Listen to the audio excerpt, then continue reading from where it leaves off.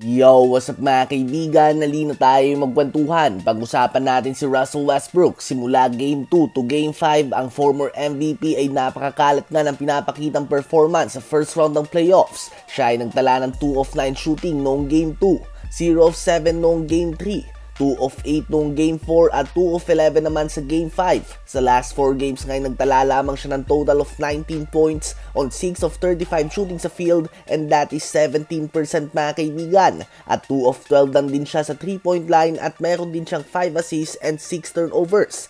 It's safe to say na malayo sa last playoff performance si Westbrook ang pinapakita niya ngayong taon. Last year nga laban sa Phoenix Suns ay talagang throwback Westbrook ang napanood natin, kung saan nag-average siya ng 23.6 points, 7.6 rebounds, 7.4 assists and 1.6 steals per game. Ganun pa man, hindi nga ito kasalanan ni Russ. Ngayon nga with Harden being ball dominant dahil wala si Kawhi Leonard, nababalik nga siya sa role niya sa Los Angeles Lakers noon, kung saan siya ay nasa corner lamang at madalas nga ang mga tira niya ay corner shots kung saan hindi siya komportable.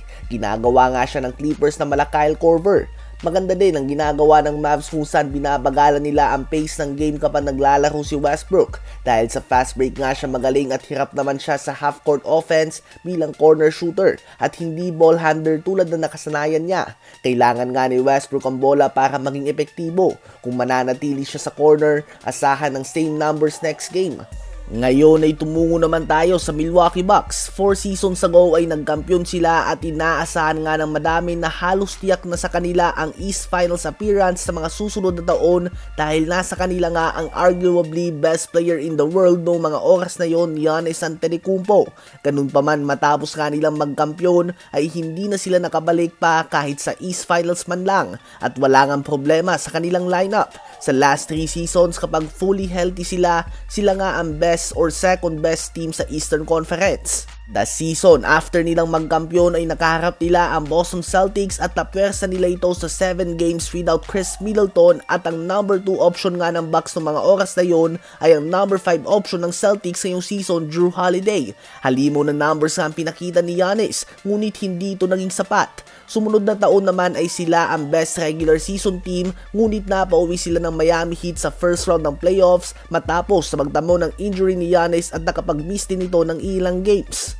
At ngayong season naman ay muli silang napauwi sa first round ng playoffs ng Indiana Pacers at may injury din si Giannis Antetokounmpo at Damian Lillard. So last 3 playoffs nga ay championship contender ang Milwaukee Bucks. Ganun pa man ay hindi sila nagiging healthy sa mga games na talagang may halaga. At ngayon after another first round exit, ang team na ito ay in question ang kanilang future. Sa palagay nyo ba ay makakapag-champion pa ang Milwaukee Bucks sa pangunguna ni Giannis Antetokounmpo?